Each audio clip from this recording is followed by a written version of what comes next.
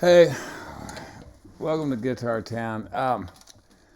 So, a little break here. These guitar videos are probably gonna stop being a once a week deal pretty quick. I'm gonna get a few into the queue. There was a little bit of break because we had some bad stuff happen around here, but I decided to get a few up and get them in the queue so we can. I didn't want to shortchange the Gibson fans out there. So I was in a hurry to get a video up last week, and I started to start on the Gibsons, and the oldest Gibson guitar that I have was a Style O, and we talked about that guitar. The wood, I think, Tom Crandall let me know that guitar is probably, that wood we were trying to identify is probably birch on most Style O's.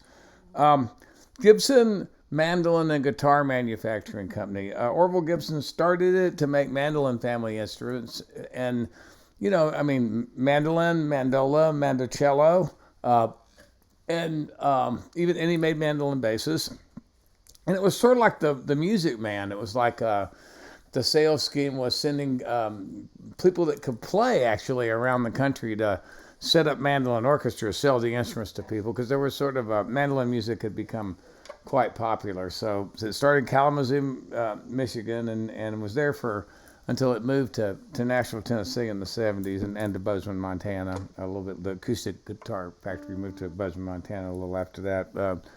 But originally it was a mandolin company. They started using mandolin building technology. They started building guitars, and in the process invented the archtop guitar. And there's kind of two kinds of American acoustic guitars. There's the archtop guitar, which Gibson invented, and there's the flat top guitar, which started in Spain, obviously, but I think Martin, the steel string flat top version, Martin kind of perfected, and Gibson went on later to make flat tops of their own after that flat tops became so popular. But I just felt like I needed to backtrack and do a mandolin piece. This is one of the best mandolins that I have. I thought it was 1925, but running the factory order numbers along with the books that I have, I think this might be made in 1926. It's an F4. It's the Florentine style mandolin, that shape, like the famous F5. And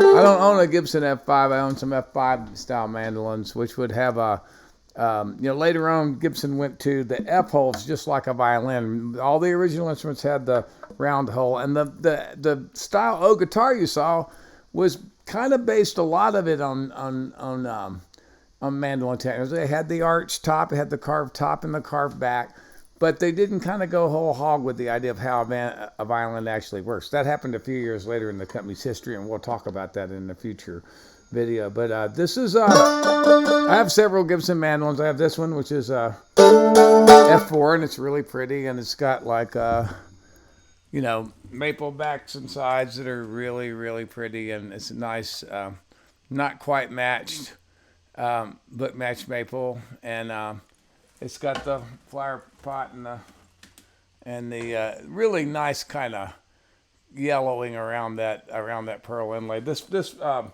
only thing on this mandolin that's not original is this pick guard. Tom Crandall, when he was working for Matt Humanoff, which is where I bought this guitar, made this pick guard, and it's a pretty faithful recreation of the original pick guard. I also have an A Junior from the 20s, and I think it's a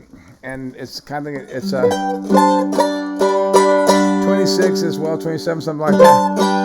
And this is kind of the snakehead style mandolin, and the Gilchrist mandolin, as you see me playing a lot of time, the color of it and the shape of it is based a lot on this mandolin. This is an A Junior, which is kind of the lowest Gibson mandolin at the time that this was made. And it's a great sounding mandolin. This one's been painted over, and God knows what's been done to the sides, because somebody refinished it with a mop or something on the sides and the backs. And it belonged to, it's upside down, but it belonged to, at some point in its life, it belonged to let's see if we can get down there where we can read it. Kind of hard to do in this light. Can you read that at all? Let's see what we can do about that. Sarah Caputa owned this mandolin, and we know that because she put her name on the pick guard. The last one, the one I'm going to play for you, is the first Gibson mandolin that I ever bought. I bought it from George Green a long time ago, and Norman Blake tried to buy this mandolin from me every time he saw it. This is an A model Gibson from 1910, and so this is an Orville era. You know, I mean, this is a mandolin based on Orville's designs, and it's a really good mandolin. I'm pretty proud of it. It's like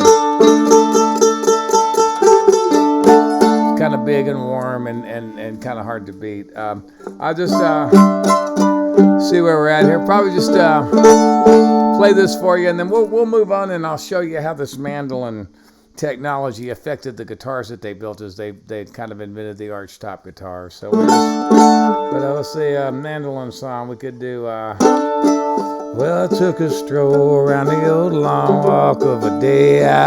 I met a little girl, stopped to talk of a fine soft day. I asked a friend, what's a fella to do? Her hair's black and her eyes are blue. And I knew right then I'd be taking the world. Ran a salt to prom with a Galway girl.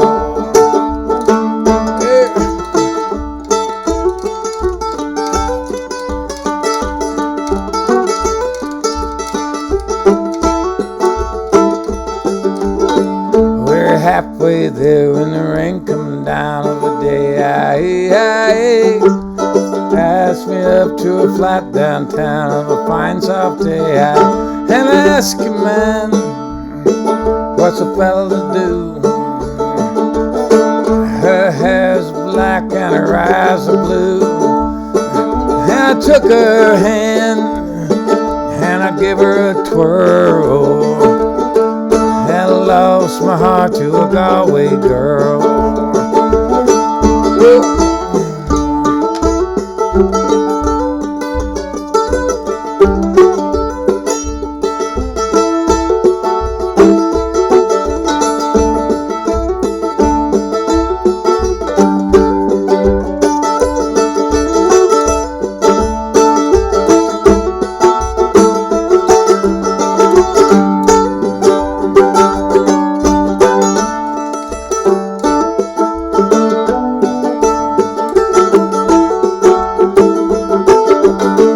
When I woke up, I was all alone,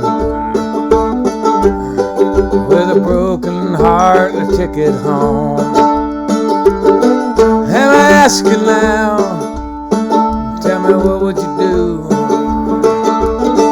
Her hair's black and her eyes are blue. I've been all over the world, boys, I ain't never seen nothing like a Galway girl. Hey!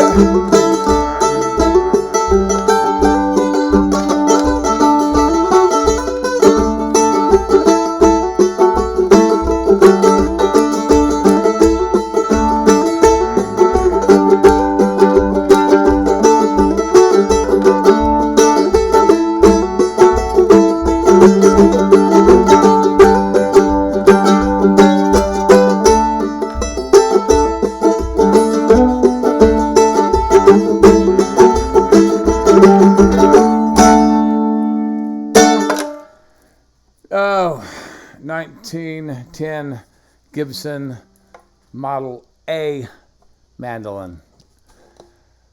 Justin Townes Earle, 1982, 2020.